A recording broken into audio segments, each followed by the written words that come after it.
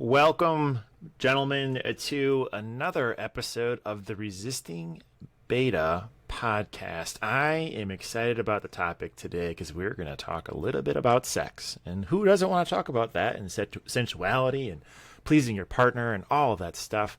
So today we are joined with Juliette Karaman. She is a certified mind and body coach and expert on relationships, sensuality, healing, trauma, navigating body shame, and she specializes in the reinvention of the most intimate relationship in our life, the one that we have with ourselves.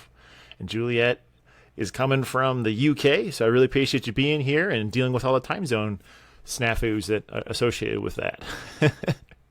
Sure, thank you for having me. So, Juliette, I've told you a little bit about the gentlemen and the men that listen to our show and follow us. So why are you excited about talking to these men in particular? Because I know that you also work pretty heavily with women too. So why is this exciting for you to be here? For me, it's so exciting to be here because oftentimes when I work with couples or with men alone, it's at the end of a relationship. I mean, I'm divorced, but uncoupled really beautifully with my ex-husband, very good friends still. But I see so many men and so many couples actually suffering through this. At the end of their relationship, they're not having sex. They've been married for, 40 years and 23 years. They haven't had any intimate time. And it's kind of like, yo, what's happening here? So it doesn't have to be like this. You can actually find your way to pleasure.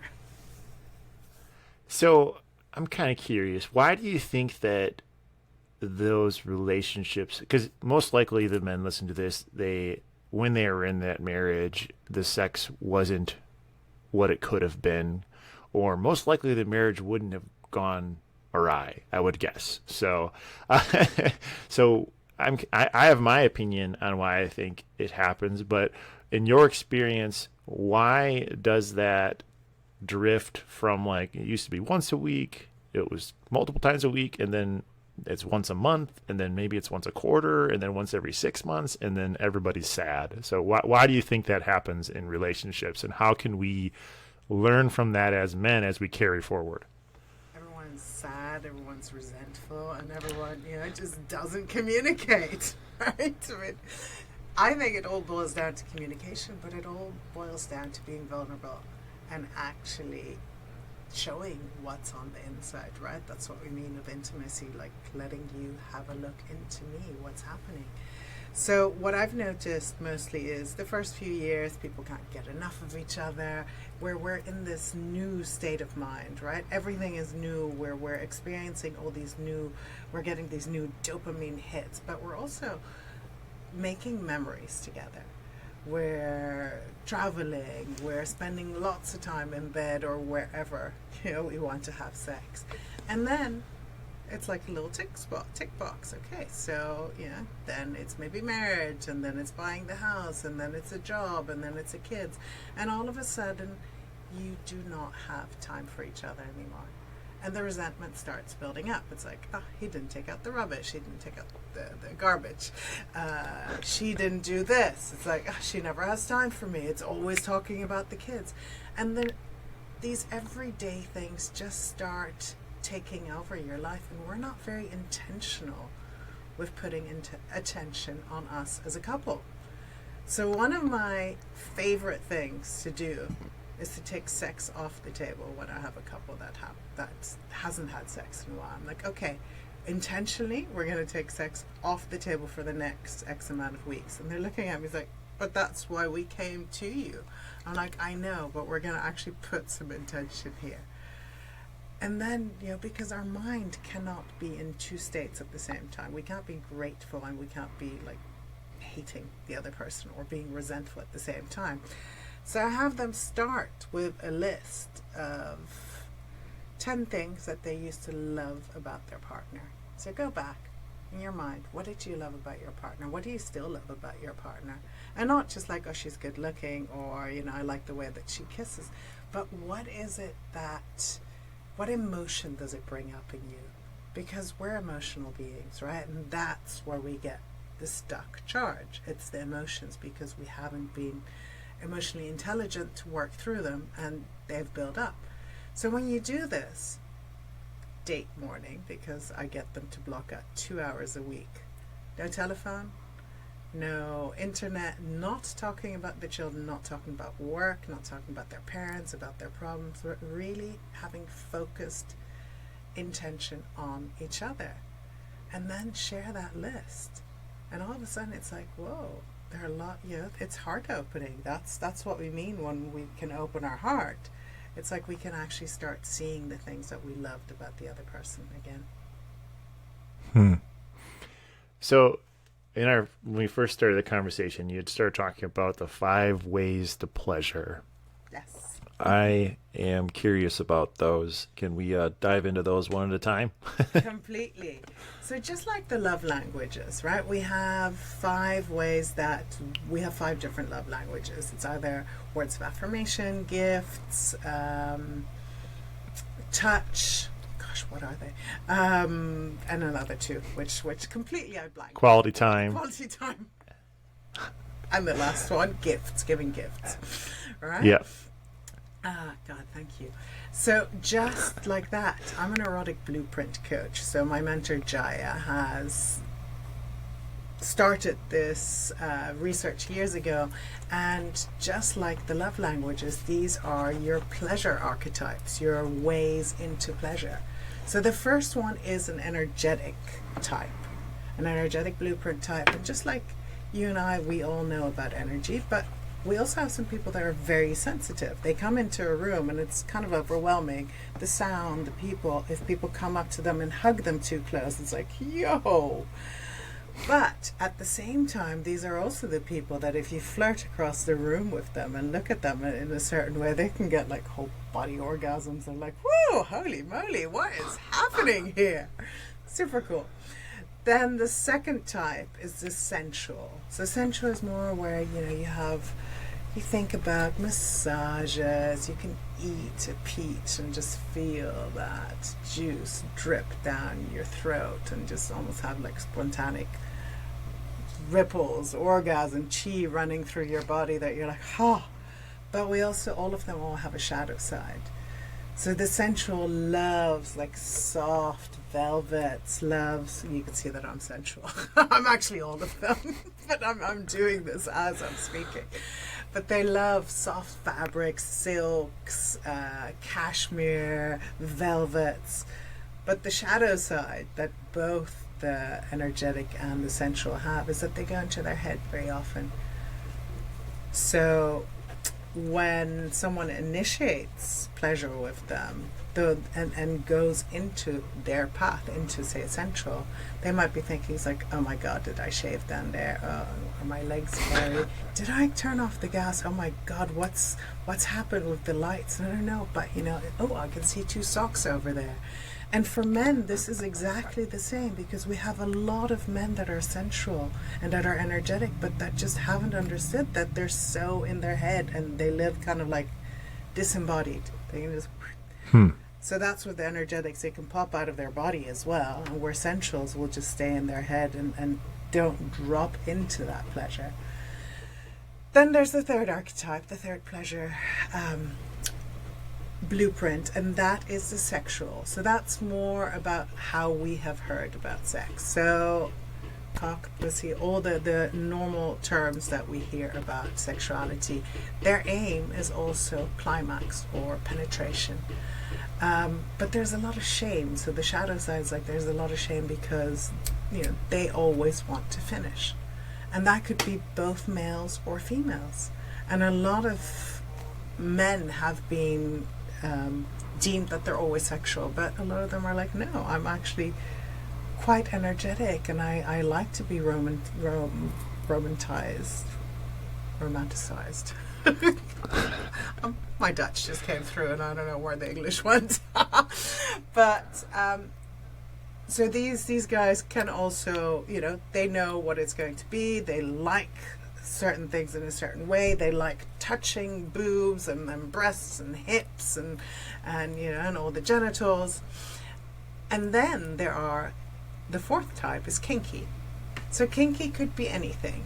Kinky could be anything that's taboo. So it could be just getting undressed in front of the window or getting undressed in front of each other with the lights on. Depends what your culture is, right? This is where sexuality is such a big nest of everything, of wool that you just have to kind of like unravel, because what is someone's kink might be completely vanilla for someone else. And then it of course includes BDSM, which could be psychological kink. So, I tell you, Andrew, look down. Good boy. There you go. You're doing really well. And for a lot of men, that's like, whoa, someone else is taking the reins. I used to be a professional dominatrix, so I know a little bit about this. And then, of course, there is the impact play. There is ropes, and there's flogging, and there's spanking, and all of this. And the shadow of the kink is people feel very ashamed. It's like, I've been married for 20 years. How do I tell my partner that actually I have a bit of a kinky fetish, or I like looking at feet, or it's I mean, if we talk about the kink realm, that could take like a whole 3 podcasts by itself. It's massive. It's massive. It is, yeah. So it's and it's also but there's a lot of shame there. It's like, oh my God, what if people find out that I like this? What if people find out that I like my hair pulled a little bit? And this is, we've seen all 50 Shades of Grey, or if we've read it, which helped open it up a little bit, but at the same time, not very much. Then there's the 5th archetype, the 5th blueprint, and that is the shapeshifter. So the shapeshifter, that is someone that I am. So that means we have a little bit of all of this. We believe that everyone has been a shapeshifter, but then has been with someone else that has been in one of the other pleasure types and has kind of like just gotten stuck in that. So what we'll find from shapeshifters is they love all the energetic play. And they love the sensual massages and the oils and the beautiful creams. They love a bit of kink. And they like, the sexual can also definitely partake in there. But then there are the bits that they're actually starving, that we all have stacks as well, right? So you can stack. You're not just one. You're a little bit of all of them. And then what we try to do by playing in this, by testing people, what they are and what their partners are, we can learn how to play in each other's stereotype, how to play in each other's blueprint. It's like all of a sudden, if you receive touch off your body, it's like, where can you start feeling it? Where does it feel really scrumptious? Does it feel better when you go down? And then when you softly caress and go into sensual?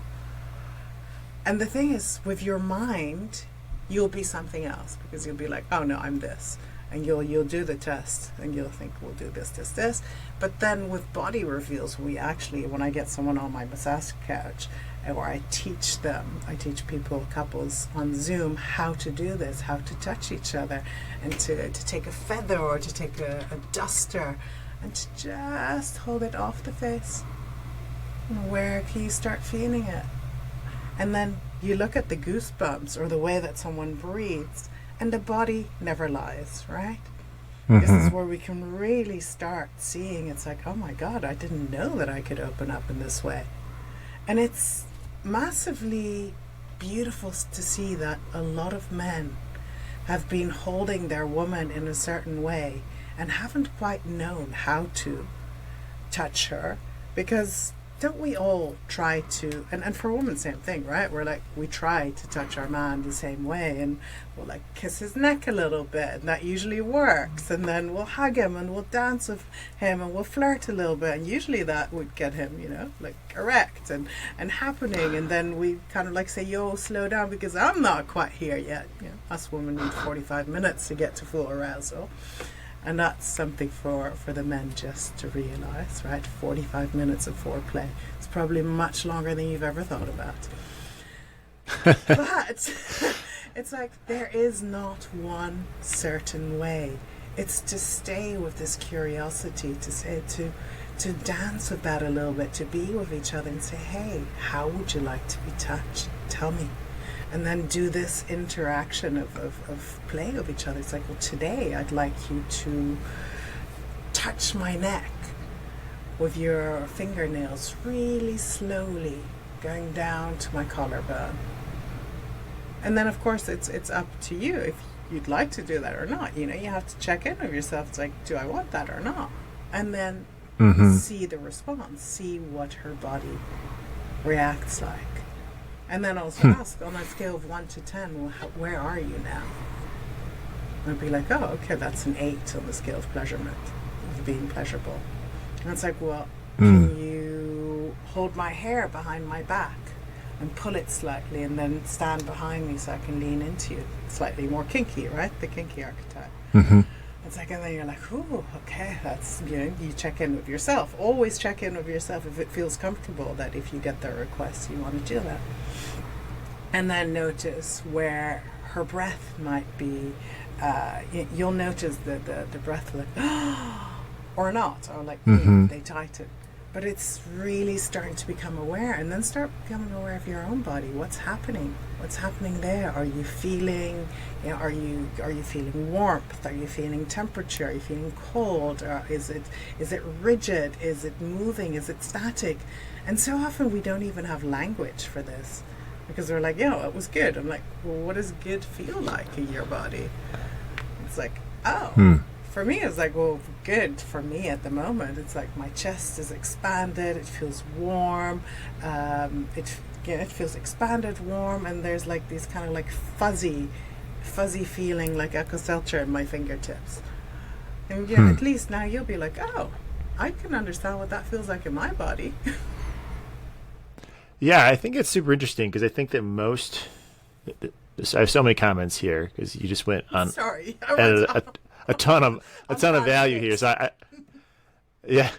So I have a few questions and I want to follow up here on what you just said to her. I think that one of the things that when I compare like married version of me to me now is learning to just listen to the full picture, right? Because I think that most men have this like ego of sorts when it comes to the bedroom, to where if you don't release and kind of give in to the moment and let go of your ego and ask questions, ask for feedback. One thing I really liked about because I'm a logical person, very analytical, so having a metric of like, how does that feel from a 8 to a 10? And one thing I'm kind of curious about is that the masculine feminine polarity standpoint, because in the bedroom, if men aren't leading and taking control, and kind of like the leading versus surrendering, right?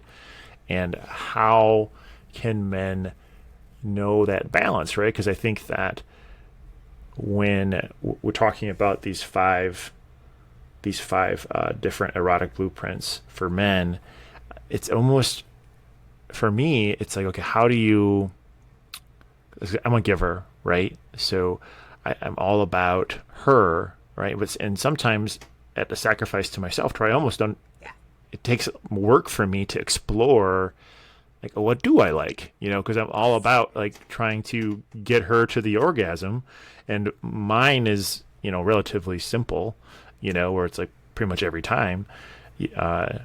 So I'm curious on, from what I just kind of threw back at you, what's your reactions? I can feel that you have a response in you. Yeah, such a good point, because that's one of the points that I actually forgot. So we often don't receive in the same way that we give, right? And the receiving for a lot of people, I wouldn't even say it's only men. For women, it's difficult to receive. For men, it's difficult to receive. But also what I heard you say is like, I'm a giver, and I like to make sure that she orgasms or that she gets there. And that is one of the sexual blueprints, right? Or that's also something that has kind of been trained into us. Our woman is going to have a good time if she orgasms. So this is why I love taking that off the table. I'm like, listen, we're going to have a 2-hour exploration. Orgasm happens, it's cool. If it doesn't happen, penetration happens, whatever. We're just here exploring, seeing what your body is capable of. Because it's like your body becomes like this beautiful instrument that can get played. And it's like the orgasm of is not just a climax, like bang, bang, thank you, and then you drop off to sleep because there's no more energy. But it's what I mean of orgasm is like the ups and the downs, and it doesn't have to have climax at the end. And once you take that off the table, once you just kind of say, hey, let's just focus on what's going on in our body, instead of focusing, oh, I want them to finish, or I want them to climax, then so much more is possible. And so much more is just like, oh, what does this feel like? And then have specified days that you try, like this body mapping with her, and then specified days that you are the receiver. Because it's really difficult to be the giver and the receiver if we're really like going into this deep exploration, because that's what it is, right? We want to start re-exploring each other again, and there's no shame in that. Doesn't matter how long you've been together, things will change. There's also a lot of outside factors that have a lot to do with it, and we often forget about that, like woman in the menopause and the perimenopause. Where if we're in midlife, all of a sudden, our hormones are all over the shop. Stress from outside, you may have had a parent that you're taking care of, or stress from the kids, you're taking care of a special needs, whatever it is. You just don't realize, but all of that really affects your intimate life as well, your sex life. And even something as simple as like, what kind of medicine are you taking? How is that affecting you? What kind of deodorants are you using? I mean, it sounds really weird. Do you live anywhere near a mobile telephone mast? All these things can really make a difference. And to start becoming a detective, it's like, oh, maybe this is going on. So why does, I think that you're talking about self-awareness in asking questions, and like, because I think that especially if there's so much shame attached to sex, whether it be from your religion or your upbringing, all that stuff, to where if you're not, and I think that trying to, one thing I like you talked about is the shadow components, to where your partner's in their head, where the energetic and the sensual, or kinky is a shame. So I think it's all kind of like head stuck standpoint. So what I'm kind of curious is, early on in a relationship, let's say it's the beginning of the relationship, how do you feel your way into these conversations, especially where the kind of, sometimes the sexual stuff is kind of in a locked vault, where women think men only want to get in their pants. And I don't think that's the case. I think that, at least for me, speaking personally, I want to lead in a way and help them experience pleasure, right? And any way I can. So, but I have heard from women that I've dated where there's some men that their ego's so big that where they're intimidated by toys. They don't ask questions. They're not open to feedback and that kind of stuff. So when you're early on in a relationship, and we talked about vulnerability in the beginning, so that's not necessarily a topic that's easy for most men to lean into unless they've done a lot of self-work and therapy and that kind of stuff. So how does this look early on in a relationship compared to late in a relationship? It's actually really beautiful in the beginning of a relationship. Like Tantra goes into this a lot. It's like being open with each other, saying, hey, tell me, let's do a communication exercise, and we go for 15 minutes. Tell me, what is your understanding of sex? What does sex mean to you? And then the partner will give an answer saying, well, sex to me means woman in short skirts or big boobs. Like, you just say thank you. You don't have to agree with it. You don't even have to like the answer. But it's understanding their communication. And so you go back and forth like that. And in the beginning, it's kind of like surface swimming and stuff will come out. And it's like, well, sex to me means, you know, holding hands, like you're caressing me on my earlobe, feeling deeply loved by you, feeling like you know, like I'm on top of the world. And then all of a sudden that kind of stuff comes out. And once you've opened up your mind, your heart like this, it's kind of difficult to go back from that. And that's when the next bit comes up. Tell me, how do you want to be touched? And before you even, you know, try lots of different positions, because, you know, I have like a sex chair, tantra chair, and we've tried everything, and we're in a dom-dom relationship, so it's an interesting relationship, my partner and me, so I've learned how to switch. But oftentimes we don't feel safe enough. And that is the most beautiful thing, to try and get that safety, that your woman or that your partner starts to feel safe with you. And how do you do that? It's by actually asking questions like this, by being curious, saying, hey, what turns you on? What do you like? You know, how do you like to be touched? When I scratch you with my nails on your back, do you like that? When I hold you tight, do you like that? But also to give feedback saying, oh, hey, that was a bit, you know, I know that was a definite no for me. And also to start reading your partner's body language.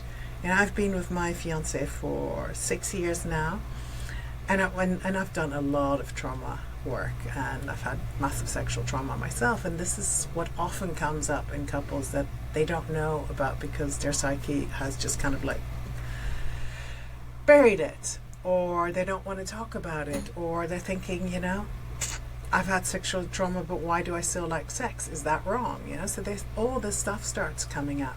So with Alex, at one point, he stood behind me, and I just froze. I'm like a deer in headlights. I'm like froze, and I was like, wow, that's an interesting response. Here's the man that I absolutely adore behind me. I feel safe with him.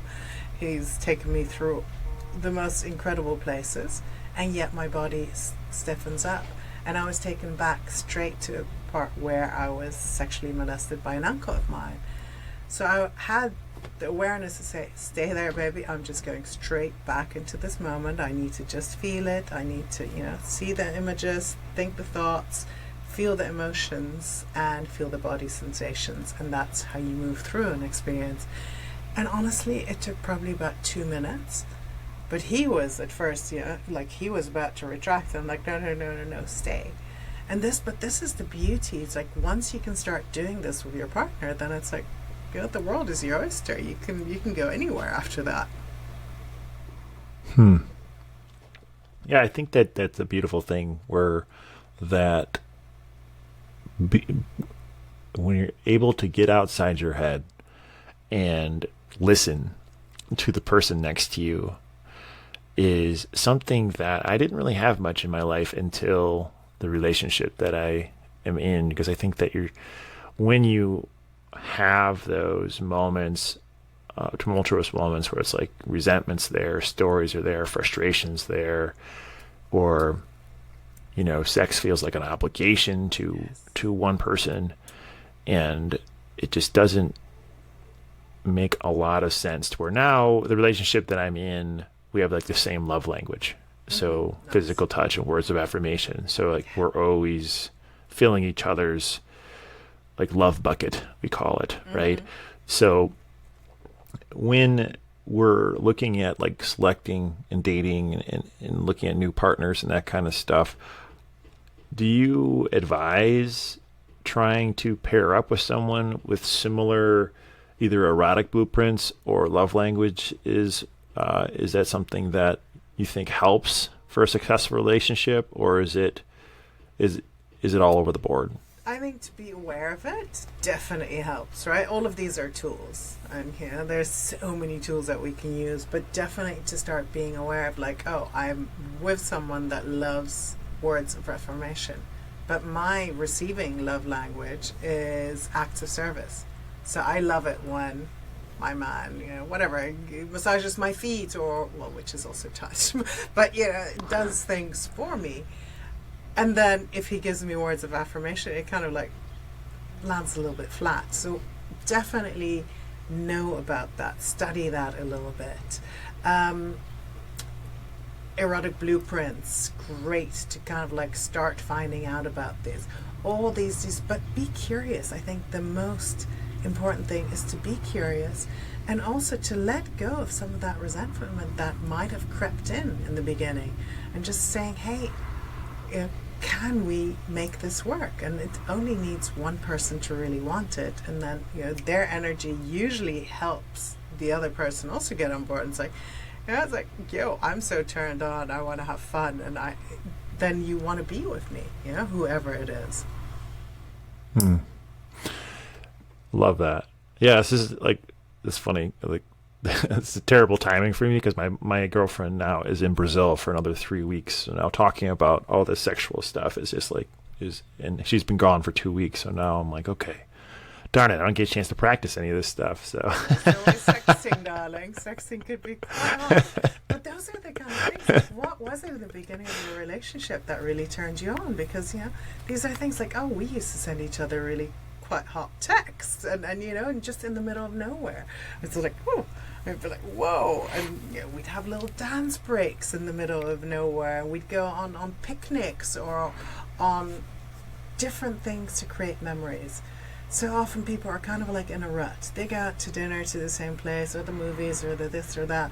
So it's like, no, come up with something completely different. Go for a balloon ride, go ice skating, whatever it is, but create new memories.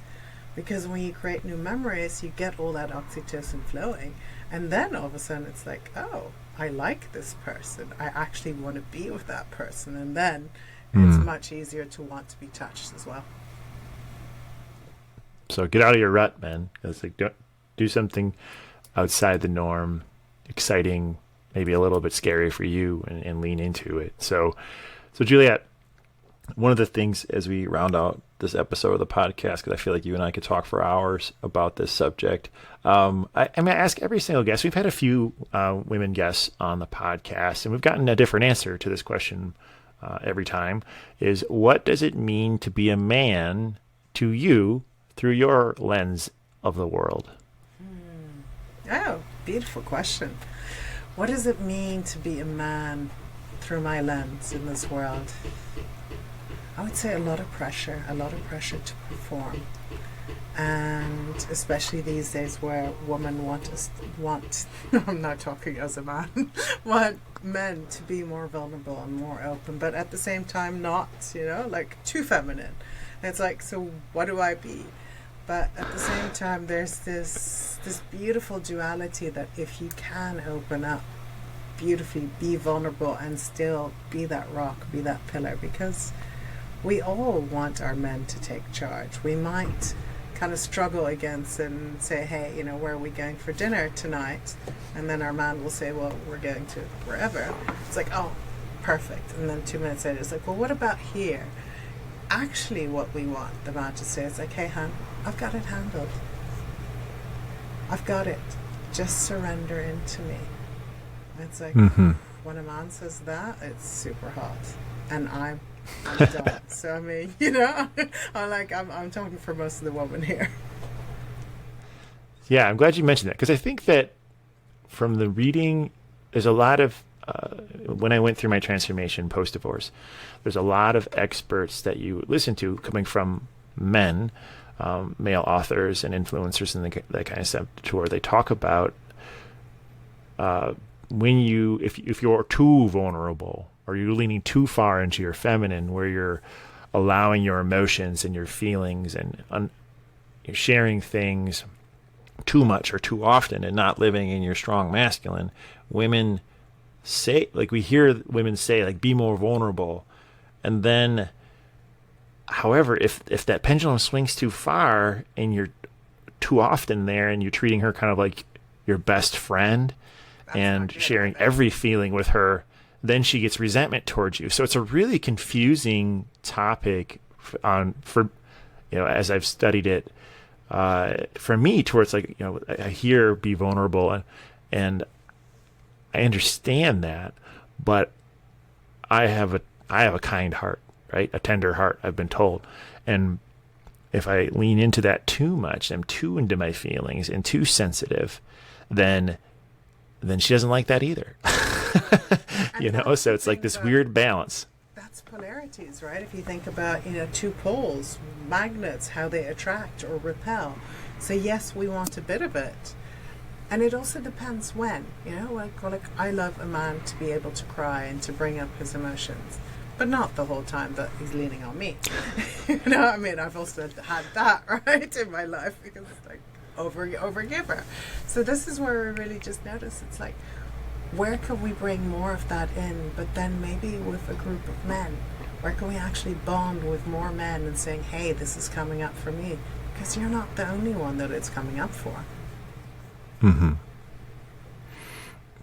So there's a lot of topics we talked about today, and one of the things I like to do with each of the guests is to prescribe some homework, because I believe in quick wins and getting momentum, especially when you're talking about a subject to where you're listening to someone like yourself who has had decades of experience in self-exploration and learning into this, where if a man hasn't spent a lot of time in this level of self-awareness or dedication, what could they do over the next 7 days to create some momentum and some quick wins, some baby steps into moving towards this topic we talked about today? Beautiful. First step is set a timer for 5 minutes and do a brain dump on a piece of paper. I know it's not very well. People don't use paper anymore, but there's something about writing that connects your brain with the right and left brain hemispheres. So do a brain dump and everything that annoys you about your relationship, about yourself, whatever, because we just kind of like shove it under the carpet. But once we've said it, once it's out, it's gone. We've worked through it. That's the rule of duplication. Second thing, make that list of 10 things that you loved about your partner or continue to love, and then really prescribe that emotion. I love the way that you bring me a cup of coffee in the morning because it has me feel loved. I love the way that you look at me because, it has me feel loved. Again, I just feel like I melt into your eyes, stuff like that, whatever. And you guys probably won't say it like that, but you'll just, whatever. I like her, I like her ass because it has me want to grab it, whatever, but that brings up an emotion, right? So that's step number 2. Then if you want, step number 3 is a date morning or date lunch. Don't do a date night because you'll be tired. Okay, no phone, no kids, not talking about the kids, not talking about the in-laws, no one. Make sure that you have a babysitter. Go somewhere else, do something else, or go to your bedroom, but really lock yourself in. Make it nice. Take a shower. Feel good about yourself, right? And then ask questions. Tell me what you love about me. If you start with that 5 times, tell me what you love about me. Tell me what you desire for our relationship. And tell me what you have fear about. After 15 minutes of that, you will be much, much closer. And that's when you can start talking about how you like certain kinds of touch. And start becoming aware of like, oh, how do you even like to touch yourself? If you place your hand like about 5 centimeters, which is 2.5 inches off your wrist, do you feel it already? Do you feel the heat of your other hand? And then when you bring it down, do you want it massagey or do you want it grippy? Do you like nails going up? Just with curiosity, no judgment at all, and just notice like, oh, I like that. I never thought that. Yeah, I think that seeking feedback and allowing to lean into that curiosity is something, because I think that we are taught that we need to have all the answers, that we need to know how to please every woman's body, otherwise we're a crappy lover and they're going to talk shit about us behind her back to her friends, right? So of course, and we're so there's so much as well, right? You're not 19 anymore. Yeah, right. So there's so much pressure there to where pressure, shame, judgment, to where if you don't know it, you feel like you look stupid as a man, right? But it's probably the opposite, to where if you just leaned in confidently and listened and asked intelligent questions, that could be part of the foreplay. you But know, that is the to foreplay. Yeah, a lot of right, things are towards foreplay. Yeah. yeah. So it's leaning into those foreplay moments, to where foreplay isn't all you touching her or you exploring her or kissing her or whatnot. It's all of these moments that help get her out of her head and leaning into sensuality and leading into pleasure and leading into those moments and into safety and into releasing her day and releasing those moments to, like, oh, I can actually get into my body and allow my body to surrender to you without my mind sabotaging me. So And that's the thing. Another, I mean, I would say one really good tip is like, see if they have the bandwidth for it. So first of all, schedule in that time together, because that's what I notice the most. People do not schedule in time together. And once you start scheduling time together, people actually take it as far as scheduling sex 3 times a week, because it's kind of like a muscle that you have to remember. I say, okay, do at least one date morning or date afternoon a week, and then that can lead to sex. And then all of a sudden you realize that you need that physical connection much more. And also another thing is, like, if you notice that your partner comes up and vents and complains to you a lot, and you don't have the bandwidth for it at that moment, you can just say, hey, I would love to hold space for you, and can we talk about this after I've had my call, or after I've had this and that. And the same thing for you, when you might want to come up to say, oh my God, Robert did this and this and that. It's like, hey, do you have time? I just want to just tell you what happened in my day. And then she can also check in and say, oh, actually, I'm right in the middle of cooking dinner. It doesn't work. But what about when the kids go to bed? And those are all like tiny little micro steps forward, but they really make a huge difference in the end. All right, Juliette. So if the men want to learn more about your assistance and your coaching through this and your VIP program, can you just give a little bit of a plug to how you can be their guide to leaning into this? Because there's a lot of growth here that a lot of men listening to this probably have. And, if you're at where you're at, most likely you probably don't know how to get to where you need to go next. And what I've found, that you can either navigate and stub your toe on your own, or you can create a shortcut and get help by somebody who's been there before and helped dozens, if not hundreds, of other people. So give a little bit of plug for that, and how they can get in contact with you. Completely. So my website is feelfullyu.com. And a lot of us don't actually know how to feel. So there are some courses on there. One of the courses is called Feel, which is actually one of the standalone courses, and you just go at it at your own pace. And it's like a little bits every day or every module to go through. Then of course there are the VIP experiences. I take couples, or I take men by themselves. It could be anything from very mundane to dungeon work to plant medicine. I mean, the range is very vast, because I've kind of lived a very vast life. And this is what I've noticed that men often need. They just need someone to hold space for them. My Instagram is Juliette Karaman, French spelling, so TEKARAMAN, and the same on Facebook. Now I have a new podcast that's coming out that's called The Scrumptious Woman, and another podcast that I co-host is Inside Pandora. So you can hear more with me and my colleague, and we talk about kink, we talk about sexuality, we talk about body shame. Another body program that I have is one's called Naked and the other one's called Scrumptious Bodies. And it's all about getting into touch, getting to love your body again, because Now that's a big thing as well when we age a little bit and we've put on weight. It's like, oof, are we not as adventurous maybe in the bedrooms because we don't like the way that our belly hangs over, or we're self-conscious about it. And that's how we can really get in touch with that again.